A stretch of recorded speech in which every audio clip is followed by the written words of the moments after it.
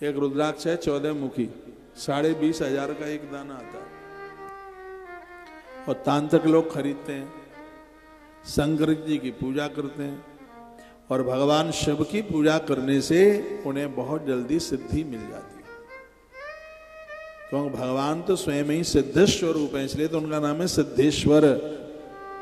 गुड़गांव में बैठे हैं सिद्धेश्वर के नाम से। इनका नाम सिद्धेश्वर है ही इसलिए क्योंकि साधना करने वाले को बहुत जल्दी सिद्धि दे देते हैं।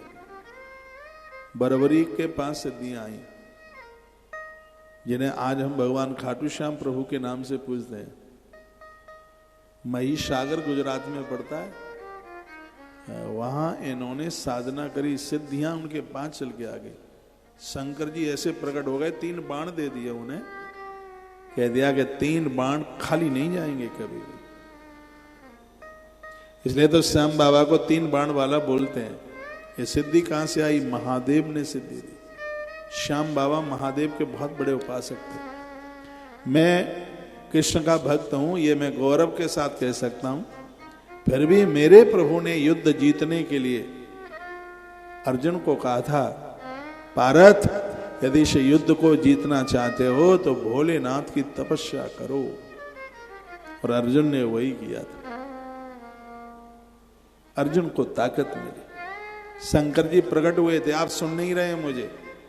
ओम नमः शिवाय का जप किया था, महादेव प्रकट हुए और महादेव ने कहा तुझे अपार शक्ति मिलेगी, मेरे शिवलिंग का पूजन करना। भगवान की प्रतिमा से भी ज्यादा शिवलिंग पूजा का महत्व ज्यादा है। स्वयं भगवान महादेव ने शिवलिंग की पूजा के महत्व का वर्णन अपने मुख से किया है। शंकर की पूजा के बाद में मुंह से गलरव किया जाता है, जो कोई कमी रह गई हो पूरी हो जाती है। आपने देखा कभी शंकर जी के भक्त ऐसे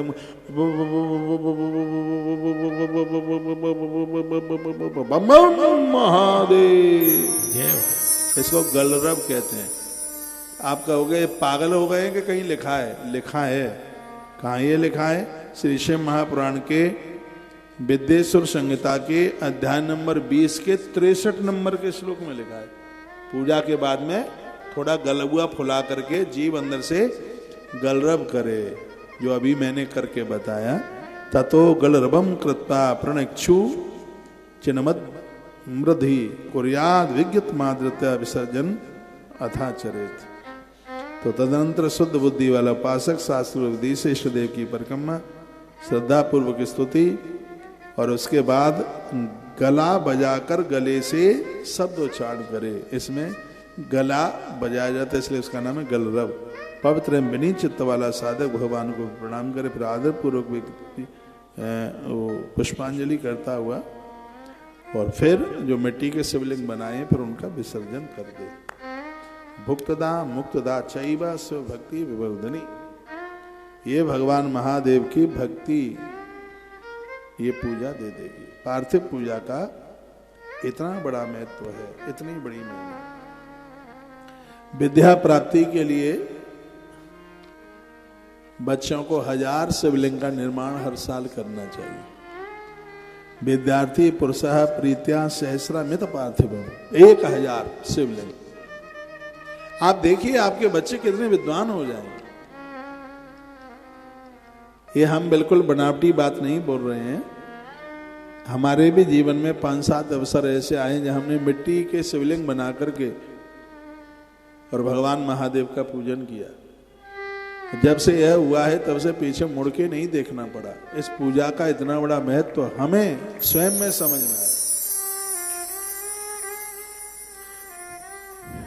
हो सके तो साल में 1 आध बार करते रहिए। प्रदोष में करो, सोमवार को करो, और मासिक शिवरात्रि में करो। फिर जब समय मिल जाए तब कर लो। तो विद्यार्थी पुरुषा प्रीता सहस्रा में तो पार्थिव, 1000 मिट्टी के शिवलिंग बनाकर विद्यार्थी विद्या प्राप्ति के लिए पूजिए शिवलिंगम निश्चयापात तत्फल प्रदम। तो यह करके वह यह सौभाग्य प्राप्त कर सकते हैं विद्या प्राप्ति के लिए। धन चाहने वाले व्यक्ति को कहा गया है, कहते हैं धन मिलना सरल है पर विद्या मिलना कठिन है। इससे पुराण में है, विद्या प्राप्ति के लिए 1000 शिवलिंग और पैसा प्राप्त करने के लिए सिर्फ 500 शिवलिंग। इसका मतलब कि धन से विद्या का महत्व तो ज्यादा है। ये तो लिखा ही है यहाँ पर, हम अपनी तरफ से क्या बोलेंगे। लिखा है विद्यार्थी पुरुष प्रीता सहस्रमित पार्थम लेकिन पूज्य शिवलिंगम ही निश्या अर्धत फलम। धन प्राप्ति के लिए सिर्फ उसका आधा। नरह पार्थ लिंगानम धनार्थी च तद अर्थकम। जो विद्या प्राप्ति के लिए था, ये 8 नंबर का श्लोक, उससे आधा। तो 1000 का आधा तो 500 ही होता है। तो विद्या प्राप्ति के लिए 1000 शिवलिंग और धन प्राप्ति के लिए सिर्फ 500 शिवलिंग। इतने से ही धन प्राप्त हो जाएगा। धन चाहने वाले लोग 500 शिवलिंग, पुत्र चाहने वाले लोगों को 1500। धन से भी ज्यादा महत्व संतान का है, विद्या से भी ज्यादा महत्व संतान का है। बैठो, इधर आ जाओ आगे।